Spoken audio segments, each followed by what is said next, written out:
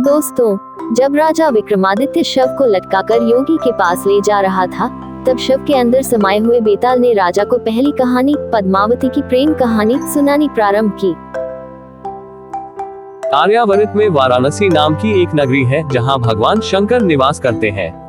पुण्यात्मा लोगों के रहने के कारण वह नगरी कैलाश भूमि के समान जान पड़ती है। उस नगरी के निकट अगाध जल वाली गंगा नदी बहती है जो उसके कटहार की तरह सुशोभित होती है।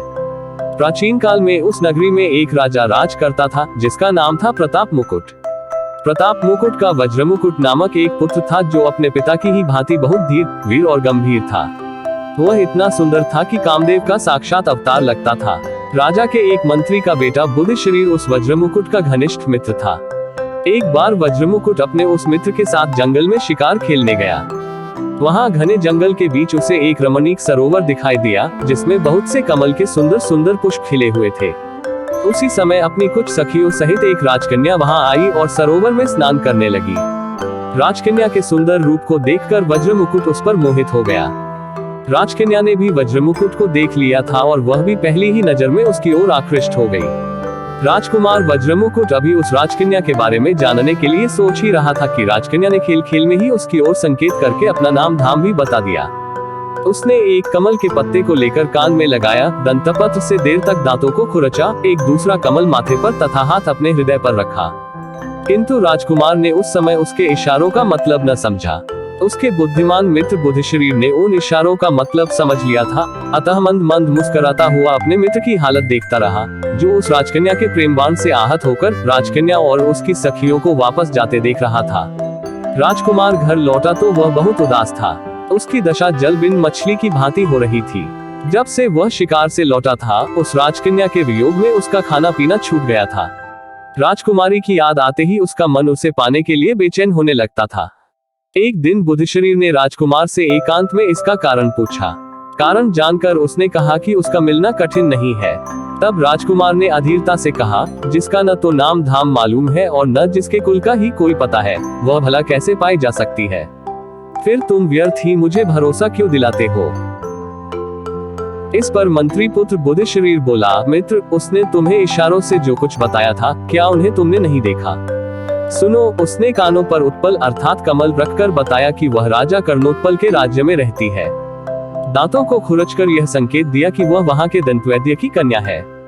अपने कान में कमल का पत्ता लगाकर उसने अपना नाम पद्मावती बताया और हृदय पर हाथ रखकर सूचित किया कि उसका हृदय तुम्हें अर्पित हो चुका है। कलिंग देश में कर्णोत्पल नाम का एक सुविख्यात राजा है।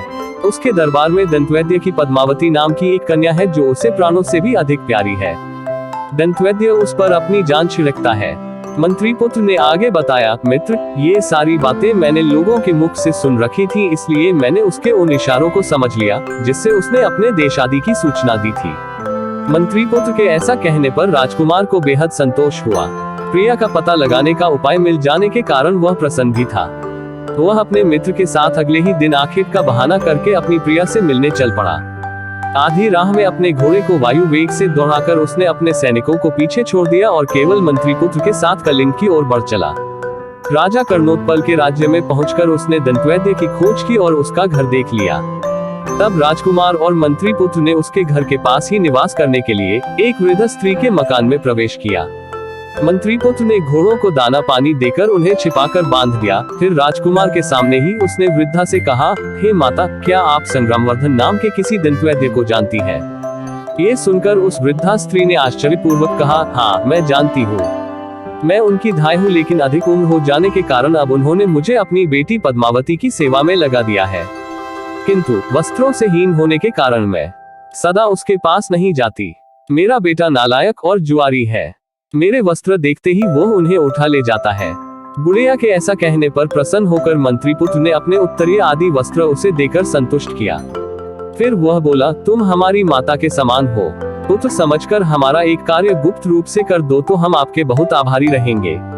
तुम इस दंतवैद्य की कन्या पद्मावती से जाकर कहो कि जिस राजकुमार को उसने सरोवर के किनारे देखा था, वह यहाँ आया हुआ है। प्रेमवश उसने ये संदेश कहने के लिए तुम्हें वहाँ भेजा है। उपहार मिलने की आशा में वह बुढ़िया तुरंत ऐसा करने को तैयार हो गई। वह पद्मावती के पास पहुंची और वह संदेश पद्मावती को देकर शीघ्रता से लौट आई। पूछने पर उसने राजकुमार और मंत्री पुत्र को बताया, मैंने जाकर तुम लोगों के आने की बात गुप्त रूप से उससे कही। सुनकर उसने मुझे बहुत बुरा भला कहा और कपूर लगे अपने दोनों हाथों से मेरे दोनों गालों पर कई थप्पड़ मारे। मैं इस अपमान को सहन न कर सकी और दुखी होकर रोती हुई वहां से लौट आई। बेटे, स्वयं अपनी आंखों से देख लो, मेरे दोनों गालों पर अभी भी उसके द्वारा मारे गए थप्पड़ों के निशान मौजूद हैं। बुढ़िया द्वारा बताए जाने पर राजकुमार उदास हो गया, किंतु महाबुद्धिमान मंत्री पुत्र ने उससे एकांत में कहा, तुम दुखी मत हो मित्र। पद्मावती ने बुढ़िया को फटकार कर कपूर से उजली अपनी 10 उंगलियों की छाप द्वारा तुम्हें ये बताने की कोशिश की है कि तुम शुक्ल पक्ष की 10 चांदनी रातों तक प्रतीक्षा करो। ये रातें मिलन के लिए उपयुक्त नहीं है। इस तरह राजकुमार को आश्वासन देकर मंत्री पुत्र बाजार में गया और अपने पास का थोड़ा सा सोना बेच आया। उससे मिले धन से उसने बुढ़िया से उत्तम भोजन तैयार करवाया और उस वृद्धा के साथ ही भोजन किया। इस तरह 10 दिन बिताकर मंत्री पुत्र ने उस बुढ़िया को फिर पद्मावती के पास भेज दिया। बुढ़िया उत्तम भोजन के लोभ में ये कार्य करने के लिए फिर से तैयार हो गई। बुढ़िया ने लौटकर उन्हें बताया, आज मैं यहाँ से जाकर चुपचाप उसके पास खड़ी रही। तब उसने स्वयं ही तुम्हारी बात कहने के लिए मेरे अपराध का उल्लेख करते हुए मेरे हृदय पर महावर लगी अपनी 3 उंगलियों से आघात किया। इसके बाद में उसके पास से यहाँ चली आई। 3 रातें बीत जाने के बाद मंत्री पुत्र ने अकेले में राजकुमार से कहा, तुम कोई शंका मत करो मित्र। पद्मावती ने महावर लगी 3 उंगलियों की छाप छोड़कर यह सूचित किया है कि वह अभी 3 दिन तक राजमहल में रहेगी। ये सुनकर मंत्री पुत्र ने फिर से बुढ़िया को पद्मावती के पास भेजा। उस दिन जब बुढ़िया पद्मावती के पास पहुंची तो उसने बुढ़िया का उचित स्वागत सत्कार किया और उसे स्वादिष्ट भोजन भी कराया। पूरा दिन वह बुढ़िया के साथ हंसती मुस्कुराती बातें करती रही। शाम को जब बुढ़िया लौटने को हुई तभी बाहर बहुत डरावना शोरगुल सुनाई दिया। हाय हाय, यह पागल हाथी जंजीरें तोड़कर लोगों को कुचलता हुआ भागा जा रहा है। बाहर से मनुष्यों की ऐसी चीख पुकार सुनाई पड़ी। तब पद्मावती ने उस बुढ़िया से कहा, राजमार्ग को एक हाथी ने रोक रखा है, उससे तुम्हारा जाना उचित नहीं है। मैं तुम्हें रस्सियों से बंधी एक पीढ़ी पर बैठाकर उस बड़ी खिड़की के रास्ते नीचे बगीचे में उतरवा देती हूँ। उसके बाद तुम पेड़ के सहारे बाग की 4 दीवारी पर चढ़ जाना और फिर वहां से दूसरी ओर के पेड़ पर चढ़कर नीचे उतर जाना। फिर वहां से अपने घर चली जाना। ये कहकर एक रस्सी से बंधी पीढ़ी पर बैठाकर उसने बुढ़िया को अपनी दासियों द्वारा खिड़की के रास्ते नीचे बगीचे में उतरवा दिया। बुढ़िया पद्मावती द्वारा बताए हुए उपाय से घर लौट आई और सारी बातें जो कि त्यों राजकुमार और मंत्री पुत्र को बता दी। तब उस मंत्री पुत्र ने राजकुमार से कहा, मित्र, तुम्हारा मनोरथ पूरा हुआ। उसने युक्तिपूर्वक तुम्हें रास्ता भी बतला दिया है, इसलिए आज ही शाम को तुम वहां जाओ और इसी मार्ग से अपनी उस प्रिया के भवन में प्रवेश करो। राजकुमार ने वैसा ही किया। बुढ़िया के बताए हुए तरीके द्वारा वह 4 दीवारी पर चढ़कर पद्मावती के बगीचे में पहुंच गया। वहां उसने रस्सियों से बंधी हुई पीढ़ी को लटकते देखा, जिसके ऊपरी छज्जे पर राजकुमार की राह देखती हुई कई दासियां खड़ी थी। ज्यों ही राजकुमार पीढ़ी पर बैठा, दासियों ने रस्सी ऊपर खींच ली और वह खिड़की की राह से अपनी प्रिया के पास जा पहुंचा। मंत्री पुत्र ने जब अपने मित्र को निर्विघ्न खिड़की में प्रवेश करते देखा तो वह संतुष्ट होकर वहां से लौट गया। अंदर पहुंचकर राजकुमार ने अपनी प्रिया को देखा। पद्मावती का मुख पूर्ण चंद्र के समान था, जिससे शोभा की किरणें छिटक रही थी। दोस्तों, अब मैं थक गया हूँ, जरा गहरी सांस ले लूं। तब तक इसके बाद की कहानी हमारी मित्र सुनाएंगी। पद्मावती भी उत्कंठा से भरी राजकुमार के अंग लग गई और अनेक प्रकार से उसका सम्मान करने लगी। अनंतर राजकुमार ने गांधर्व विधि से पद्मावती के साथ विवाह रचा लिया और कई दिन तक गुप्त रूप से उसी के आवास में छिपा रहा। कई दिनों तक वहां रहने के बाद एक रात को उसने अपनी प्रिया से कहा, मेरे साथ मेरा मित्र बुद्धशरीर भी यहाँ आया है। वो यहाँ अकेला ही तुम्हारी धाई के घर में रहता है। मैं अभी जाता हूँ, उसकी कुशलता का पता करके और उसे समझा बुझाकर पुनः तुम्हारे पास आ जाऊंगा। ये सुनकर पद्मावती ने राजकुमार से कहा, आर्यपुत्र, ये तो बतलाए कि मैंने जो इशारे किए थे उन्हें तुमने समझा था या बुद्धशरीर ने? राजकुमार ने बताया, मैं तो तुम्हारे इशारे बिल्कुल भी नहीं समझा था। उन इशारों को मेरे मित्र बुद्धशरीर ने ही समझकर मुझे बताया था। ये सुनकर और कुछ सोचकर पद्मावती ने राजकुमार से कहा, ये बात इतने विलंब से कहकर आपने बहुत अनुचित कार्य किया है। आपका मित्र होने के कारण यह मेरा भाई है। पान पत्तों से मुझे पहले उसका ही स्वागत सत्कार करना चाहिए था। ऐसा कहकर उसने राजकुमार को जाने की अनुमति दे दी। तब रात के समय राजकुमार जिस रास्ते से आया था उसी से अपने मित्र के पास गया। पद्मावती से उसके इशारे समझाने के बारे में राजकुमार से जो बातें हुई थी, बातों बातों में वह सब भी उसने मंत्री पुत्र को कह सुनाई। मंत्री पुत्र ने अपने संबंध में कही गई इस बात को उचित न समझकर इसका समर्थन नहीं किया। इसी बीच रात बीत गई। सवेरे संध्या वंदन आदि से निवृत्त होकर दोनों बातें कर रहे थे, तभी पद्मावती की एक सखी हाथ में पान और पकवान लेकर वहां आई। उसने मंत्री पुत्र का कुशल मंगल पूछा और लाई हुई चीजें उसे दे दी। बातों बातों में उसने राजकुमार से कहा कि उसकी स्वामिनी भोजन आदि के लिए उसकी प्रतीक्षा कर रही हैं। पल भर बाद ये गुप्त रूप से वहां से चली गई। तब मंत्री पुत्र ने राजकुमार से कहा, मित्र, अब देखिए, मैं आपको एक तमाशा दिखाता हूँ। ये कहकर उसने एक कुत्ते के सामने वह भोजन डाल दिया। कुत्ता वह पकवान खाते ही तड़प तड़प कर मर गया। ये देखकर आश्चर्यचकित हुए राजकुमार ने मंत्री पुत्र से पूछा, मित्र, ये कैसा कौतुक है? तब मंत्री पुत्र ने कहा, मैंने उसके इशारों को पहचान लिया था, इसलिए मुझे धूर्त समझकर उसने मेरी हत्या कर देनी चाहिए थी। इसी से तुम में बहुत अनुराग होने के कारण उसने मेरे लिए विष मिश्रित पकवान भेजे थे। उसे भय था कि मेरे रहते राजकुमार एकमात्र उसी में अनुराग नहीं रख सकेगा और उसके वश में रहकर उसे छोड़कर अपनी नगरी में चला जाएगा। इसलिए उस पर क्रोध न करो, बल्कि उसे अपने माता पिता के त्याग के लिए प्रेरित करो और सोच विचार कर उसके हरण के लिए मैं तुम्हें जो युक्ति बतलाता हूँ उसके अनुसार आचरण करो। मंत्री पुत्र के ऐसा कहने पर राजकुमार यह कहकर उसकी प्रशंसा करने लगा कि सचमुच तुम बुद्धिमान हो।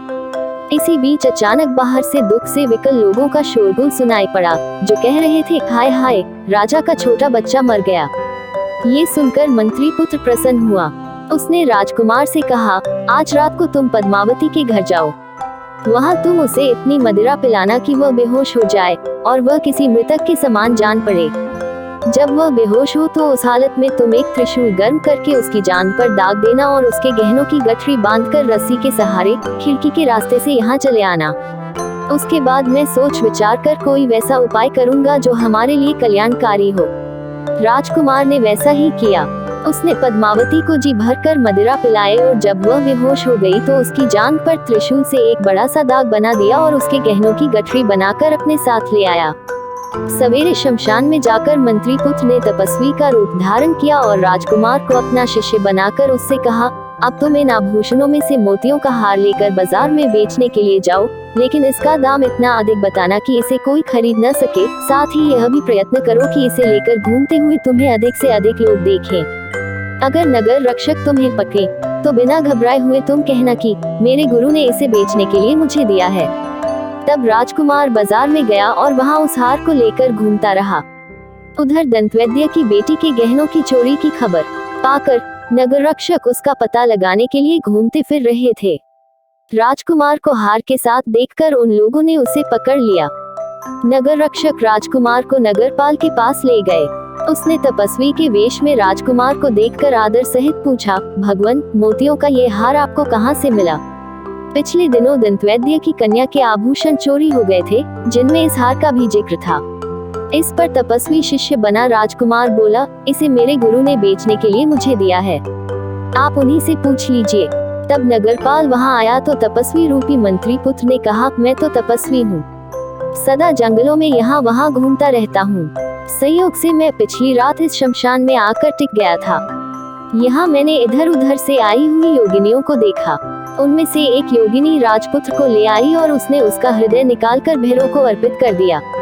मदिरा पीकर वह मायाविनी मतवाली हो गई और मुझे मुंह चिढ़ाकर मेरी उस रुद्राक्ष माला को लेने दौड़ी जिसके मनिकों के साथ मैं तप कर रहा था।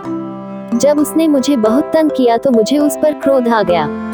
मैंने मंत्र बल से अग्नि जलाई और उसमें त्रिशूल तपाकर उसकी जंघा पर दाग दिया। उसी समय मैंने उसके गले से यह मोतियों का हार खींच लिया था। अब मैं ठहरा तपस्वी, यह हार मेरे किसी काम का नहीं है, इसलिए मैंने अपने शिष्य को इसे बेचने के लिए भेज दिया था। ये सुनकर नगरपाल राजा के पास पहुंचा और उसने राजा से सारा वृतांत कह सुनाया।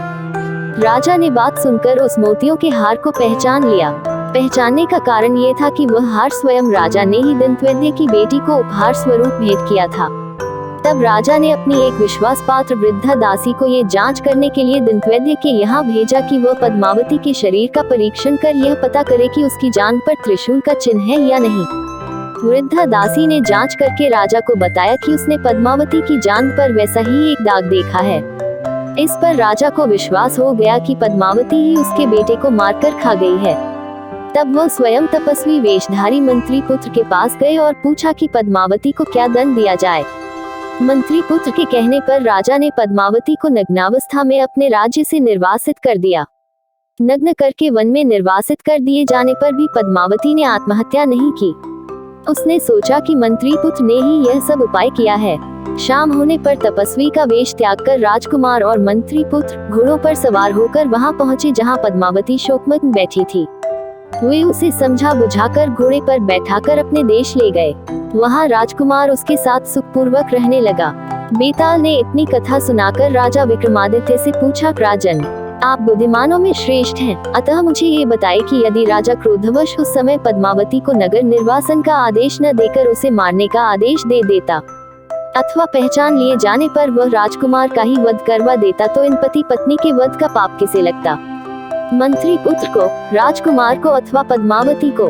राजन, यदि जानते हुए भी तुम मुझे ठीक ठीक नहीं बतलाओगे तो विश्वास जानो कि तुम्हारे सिर के 100 टुकड़े हो जाएंगे। बेताल के ऐसा कहने पर सब कुछ जानते हुए भी राजा विक्रमादित्य ने शाप के भय से उससे यूं कहा, योगेश्वर, इसमें न जानने योग्य क्या है? इसमें इन तीनों का कोई पाप नहीं है। जो पाप है वह राजा कर्णोत्पल का है। बेताल बोला, इसमें राजा का पाप क्या है? जो कुछ किया वह तो उन तीनों ने किया। हंस यदि चावल खा जाएं तो इसमें कौओं का क्या अपराध है? तब विक्रमादित्य बोला, उन तीनों का कोई दोष नहीं था। पद्मावती और राजकुमार कामाग्नि में जल रहे थे। वे अपने स्वार्थ साधन में लगे हुए थे, अतः वे भी निर्दोष थे। उनका विचार नहीं करना चाहिए, लेकिन राजा कर्णोत्पाल अवश्य पाप का भागी था। राजा होकर भी वह नीति शास्त्र नहीं जानता था।